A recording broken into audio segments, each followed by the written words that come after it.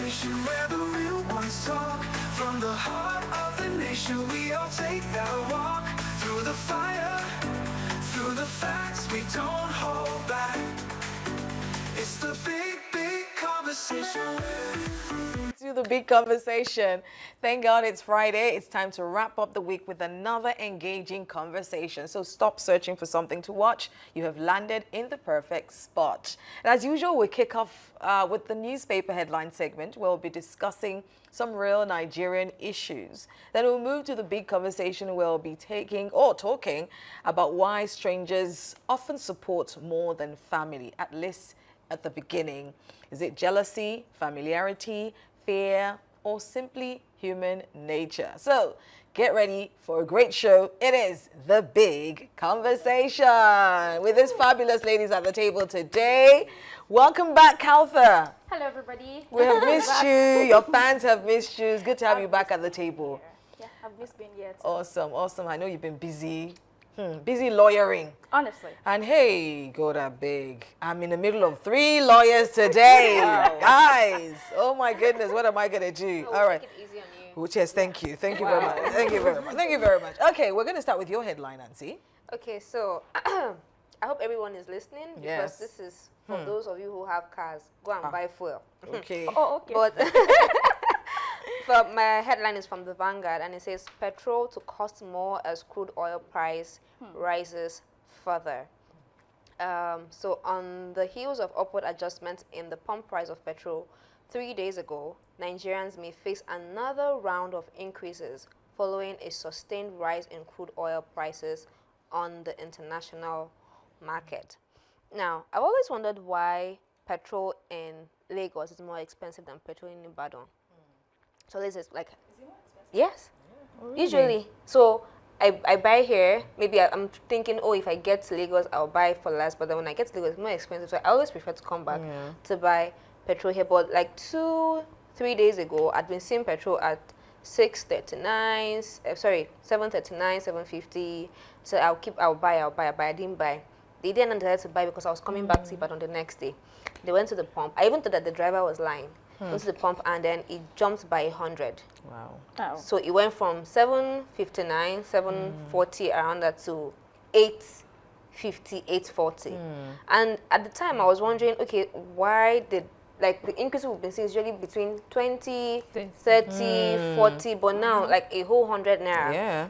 Only to find out now that apparently the crude oil, the international market has risen from $65 to $70. And so if you are selling crude oil at that rate, at a higher rate, of course you're processing at a higher rate as well. So you have to also increase the price. And I was really enjoying the fact that we went from like 1.5 and it's been dropping to 900 to 800. We've seen 7. I was really hoping that it would go as low as 500 soon, but then now it has gone up. So mine is just to let everyone know that fuel is increasing. Don't know when it will get back to 1.5 again. So if you haven't filled your tank, please go ahead and fill your tank. Even if you fill your tank, at least, I mean, how much can you hoard? How much can you keep? I mean, for me, every time I hear petrol or see it in the newspapers, there's just this trigger, this anxiety, because I don't know. Number one, I'm glad that it's been a while that we've had queues at petrol stations. Absolutely. Yes, also because, I mean, that's why I think it's with the cost of petrol in most petrol stations is the disparity between the different petrol stations. I know there are some petrol stations where it's definitely cheaper in Ibadan, and there's some petrol stations where it's more expensive as well. So, well, I don't know how much you can hoard, but it's a pity. But suppose it's shine and shine. Yeah, I wonder. It's like you planting crops and then you are selling to yourself at a retailing price. We have crude oil. If the price, international price has gone up, it should be a plus for us. Why is it that we are not being subjected to? I thought of it the same way. If international market is increasing, it should be a plus for us, right? Because like, why is it increasing and then ours also increasing? Because we should be selling at that rate, making more money. Exactly. So, but said there's a, I think it's called Brent crude oil, and that's the benchmark. I'm like, why are you benchmarking your own sale with an international market when? What? It's a standard. I think people that are making excuses, it's like you start falling in love with your captor. Is it Stockholm oppressors, syndrome? yes. Stockholm Because syndrome. it does not make sense to me. We have crude oil in my village. You don't even have a crude oil is pumping. You Right. can hear the sound. It's now they are selling at a higher price. Why are they deceiving us? They are using our heads to play Ludo. That's what is happening. They are just trying to hang in there maybe after 2027 because it does not make sense. Yeah. The queuing that we are not queuing for, we have paid for it with our money. That's why we are no longer queuing. You remove subsidy. Subsidy, yeah. So what is not making sense? Make I just okay. Exactly. So I don't know. There are just so many regulators amidst all of these things. So many players, not regulators in this instance. You have the private sector, you have the government, you have also we the users, the beneficiaries in this instance. And I think that what is missing in the middle of all of this thing is that regulation is what is missing. Yes. Why is it that one filling station sells for this, that one sells for that? And I understand that is that the price at which you buy it, that you will sell it, because you are also looking out to also make profit from what you buy. But I think that there has to be a firm, stiffer regulations as across board. No, there's I don't think it's regulation. When you have oct oil, you have mortgage oil, crude oil, even the 130 years to come, they are not buying. Yeah. I just asked that question. Me, I know the answer. Right. I'm seeing here, it says something to the fact that crude oil price has increased. The refiners have also increased their price. Once your buying source increases, you will increase. Dangote has increased by over 110 naira as well. On why the marketers raised their pump price while still having old stock. When the crude oil price goes up, it is not the first day that it went up. So that is the nature of the business. Even if we sell our old stock, we can't buy a new one at the old price. The margin is high. The buying rate and margin is high. So that's some level of explanation from why the price, goes up. Like we are almost into the fourth year now. By now, some of our modular refineries should be working. I think we have oil. Right. I think it's more the marketers. I think it's more the marketers. I agree with what Barrister Tuji said about, is it you about regulators? So there's just not, the marketer, I know there's always issues with the marketers. Yes. They want to be able to make their money. They're middlemen. And even to the detriment of the people, and sometimes, yes. So I think that what we need more is proper regulation. No, And a good enforcement leader that we're able to tell the regulators, we are not doing that, not on my turf. Exactly, without risking offending their political allies, It's not that simple. And It's because not of that simple. 2027, Exactly. we have to So make something slack so that we it's can not that get there. simple. So We'll get there anyway. in Jesus' name. Amen. All right, Caltha, let's take your headline. Also, my headline is a very interesting one, and it's on the Daily Sun, staring at me, and it says, Senate stalls consideration of Electoral Act Amendment Bill over lawmakers' concern. And the proviso to that is our lawmakers' concern signal internal disagreements, legal, political, and procedural, all of that. Right. So while I read this headline, it says something very simple to me. Election is coming up in 2027. I can look at it from different perspectives. I can look at it from the legal perspective, the democratic perspective. How does this affect the primaries? How does this affect the notice of election itself? Pursuant to the Electoral Act 2022, that the notice of election must be published across local governments and all of that 360 days before the conduction of the election itself. And which is February. And we know that a law cannot act in retroactive, You cannot say you amend, or let's say a law becomes active now. Yes. And because you had already issued a notice of election, let's say 360 days before, and the new act is saying something different, you cannot come and say that, you would pursue the provision of that act, of the new law. And one thing I beg to say is the fact that the electoral law is not a very simple or something very easy. When it comes to a democratic setting, it is the wheels upon which our democracy rides on. When something shaky, something fraudulent, something abnormal happens to it, it disrupts the entire system. INEC cannot make announcements because the law itself is not even stable as of now. And we are saying that the guidelines for election should be out 180 days before the election. Yeah. What are you trying to really do if by now we have internal disagreements amongst lawmakers? And I love the fact that stakeholders, we citizens, have already raised our grievances about the fact that what is causing the delay. Are you saying that this delay is as a result of protection, because I understand that democratically, we cannot even rush to make certain amendments. But we are also saying that, is it for preservation? Because you don't want to, because it agrees with, let's say, political interest. You are preserving what the old act says. Or you are saying that for perfection's sake too. You are trying not to risk anything that would offend other people in the cabal. But in all honesty, it calls for a very quick action. At this juncture where we are, our election is coming up in February. Whatever has to be done should be done now. The questions Nigerians should be asking now is that what? It's not whether they are even amending the act. Is it that they are amending it too late? Because if it is too late, it opens a floodgate. In fact, after conducting the election, it opens a floodgate for what? Series of court matters. Lawyers are happy, but there is breakdown of law and order. Right. After all of these things happen. So if it's too late, why now?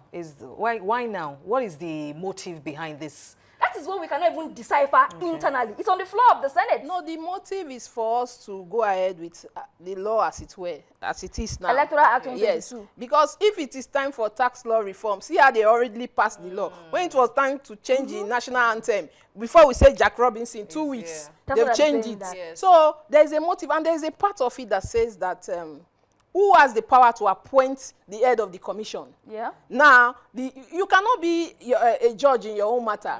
President Tinubu has already appointed somebody to head that commission. So, if we want to lie to ourselves, why wait? This is 3 years plus. Now, you have been there. You didn't do anything since. Now, you are saying you want to already do. At the end of the day, then something is tied to this, their amendment to the 35% women, whatever, all kinds of nonsense. They don't want to change anything. That's how I see. Like you said, if they change it, lawyers will come and say you cannot do this, laws cannot be retroactive. Exactly, because there's a limit, there's a time limit that this has to be done. Let me quickly correct something. Yeah, it is not like as if it is the Senate. They don't even want to change anything in the Electoral Act 2022. But stakeholders are raising concern on some provisions. Yes. Now they have proposed pursuant to the new one, section 65, that says that what? The transmission of election results should be electronic. And that they have also, a proviso to it says that what? There should be punishment attached to it. I think 5 million naira fine, 10-year jail. 10-year jail term, among other things that should be. If you release or let's say transfer a result that is inconsistent with the provision. And again, if you look at the old, I think section 134 simply says that what? One of the grounds upon which you can actually raise or contest a result of an election is that what? If there is no compliance with the act in itself. So it's not like as if the Senate are even interested in doing anything. But we Nigerians, citizens, are saying that these are the things that we think should be done properly, so as to ensure that there is credibility, fairness, and public trust in the forthcoming general election. Right. And so the citizens are interested in changing this. They are interested. But the lawmakers are not fast moving because they just want there have to been delay. delays. There have been delays. Yes. As at Wednesday, 28th, they ought to have passed it. Yes. But somehow they delayed it on the 28th till today. They are done. They have constituted a committee. They have constituted a 7-man special committee now to harmonize the divergent views and submit a consolidated report within 48 hours for final deliberation on Tuesday, February 3rd. So Tuesday, February 3rd is the deadline for this committee. But what Kausa is saying, you cannot already change some things. People must, bring your whatever to the table. Okay, let's look at it. Then this one, 48 days is too, so they know what they are doing. That's just the QED. 48 days for you to review vis-a-vis the new law and then the old one. What are you? Is that too? It's a very slim window. That's 2 days. Well, but I mean, what people are calling for is a good thing. So I don't know what exactly, you've told us what the law says about the duration and so, but it's a good thing because we're tired of having elections where we'll come back again and say, the barrister told you always says exactly. So this is a good thing. We are tired, we'll stop talking. So they'll do what they want to do or pretend as if they are doing something. So so if people are mounting pressure and they're actually swinging into action, it's because normally you can, if you like, mount pressure from today to tomorrow. If they don't want to do anything, they won't do anything. You can be seen to be doing something and you are not doing something. Like I said the other day on this table, the 35% for women, whatever. They are dangling the carrots before so that we feel as if, they are going to do something about it. They won't change anything. The men will not vote themselves out because it's 2/3. Is it me that will vote myself out so that one woman will come and take my position when I want to be there like a dinosaur, Right. political dinosaur? Right. Well, So I just say let's continue to speak. I think oftentimes we have this, they're going to do what they're going to do. And at the end of the day, I think, it doesn't favor us. We continue to mount pressure. We continue to speak. We continue to ensure that they know that they are being, people are watching and they can't just do whatever they like. They really cannot do anything anymore. If you look, it's not even, yes, this is January 30th. You have 360 days to issue notice of election. Yes. Let's look at 360 days from now Yes. till then. For crying out loud, this cannot even take effect. Well, Whatever amendment they do, yes, it is going to be, it's going to take effect on the coming election after 2027, not this one. Looking at what is before us, if we are going to be very practical. okay, but we have more than 360, what days? 300. We have spent 30 You days. need to give notice now. Like there's a notice of election, so it Before has you to be can done actually start. 360 Okay. days. Because any amendment they make now Yes. is what will reflect on the ballots. The primaries, yes, who is contesting from what? What amendment do you want to make from primaries? So if that is not even done now, what do we want to see on the ballot in February? Okay, all right, well, let's move on. If Nigerian issue is going to be like rocket science, let's look at what's happening between Wizkid and, and the Fela Kuti family, because obviously it also was making front page. So I thought, okay, hey, let's dive into it, because I don't think we've talked about it on this show at all.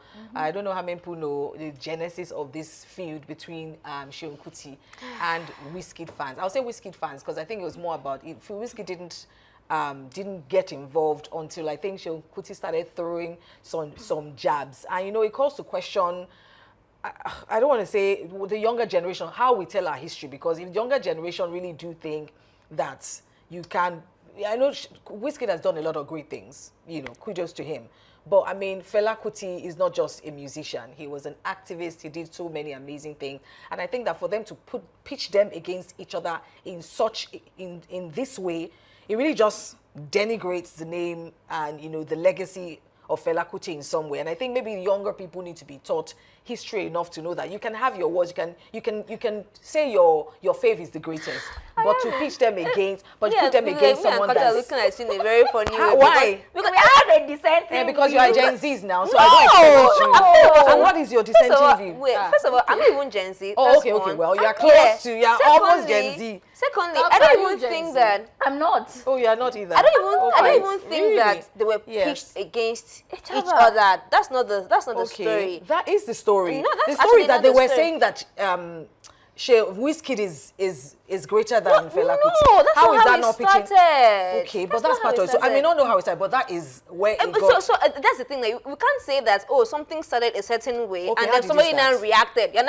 You're not saying the reaction is the No. fault, because Wizkid reacted. Yes. I mean I think what's his name, Seun Seun Kuti Kuti. had been talking about his dad, and obviously Wizkid draws it his started because inspiration Seun from. Kuti said, "Stop putting my father's name and Wizkid in the same sentence." That's how it started, because I saw interviews. It started because Seun Kuti felt like people are saying Wizkid is greater, then they are bringing Fela Kuti into the mix.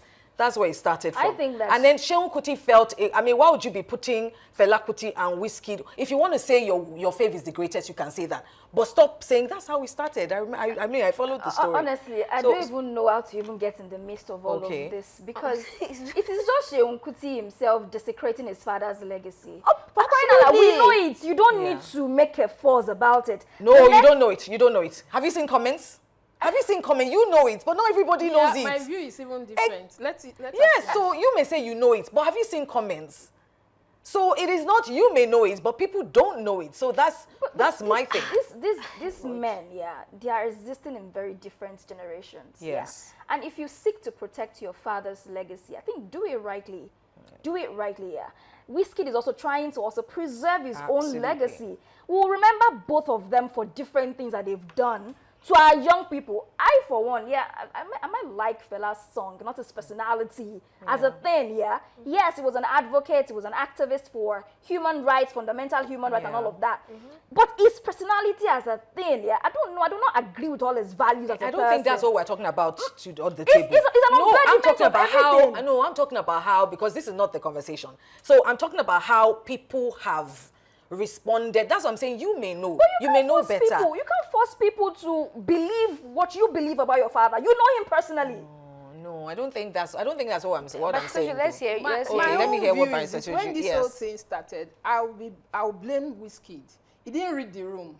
Sometimes emotional intelligence. You know that fella is big. You cannot even they are going to I'm award surprised, him yes. Hall of Fame. You come out and say, oh, look, FC fan or whether the GS fan, whatever they are called, please stop it. Fella is this. You would have put a stop to that thing. Then everybody will start attacking Shehu. But I think at a time he was enjoying it. You cannot do that with a fella now. Fella fought. He has been what we are saying here by fella has been fighting. Apart from him being a musician, he was an activist. He was different So that's why for me, If I'm you like, were to the powers that maybe we are reading the internet on different sides of it because so because he that should is have not come out. that is not what My own is he should have emotionally come out and say, guys, stop not it. even said anything no at emotional all. He didn't say intelligence. So anything. I stand on the grounds that you can't instigate somebody and then they react and then you want to build on that reaction.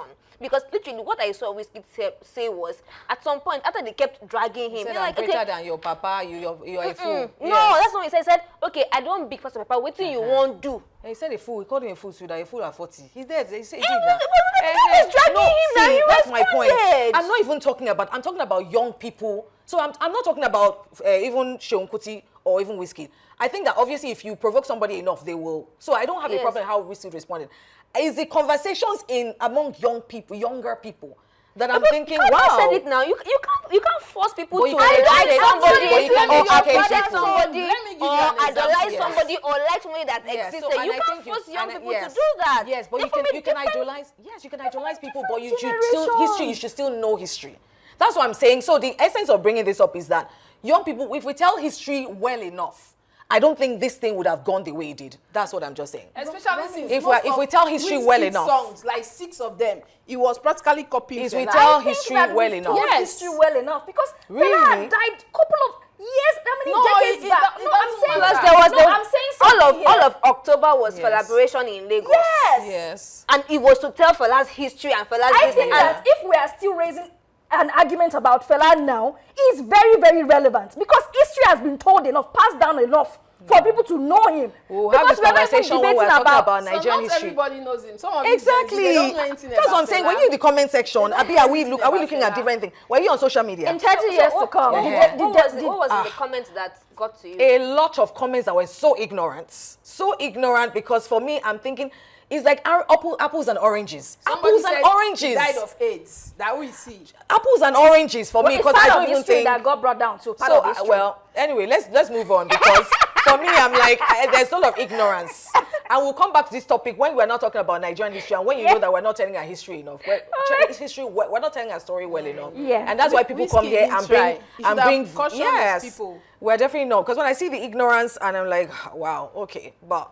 When Oyibo people now bring cameras and now start telling our story because they're doing a lot of things for Fela right now. Yes, honored this year. exactly. Like you, I'm not particular. I'm not particularly a huge fan of Fela's personality as well. I love the I'm a I huge love fan my of baby Fela. Kona. I love him. No, Apart yes, from you can Igbo. love him, but to now start. I'm even different to know. either of them. Yeah. Just let's tell our stories better Yeah. because the younger people, Wizkid that's just should have too done much better. ignorance. But that's all we can do on the headline segment. And when we get back, we'll be discussing why strangers often support more than family. Have you ever noticed that sometimes strangers believe in you before your own family does? People you've never met will share your work, celebrate your wins, and speak your name in rooms you've never entered. While those closest to you stay silent. Whether you can relate or not, stay tuned. It's the big conversation coming up next. Conversation where the real ones talk. From the heart of the nation, we all take that walk. Through the fire, through the facts, we don't hold back. It's the big conversation.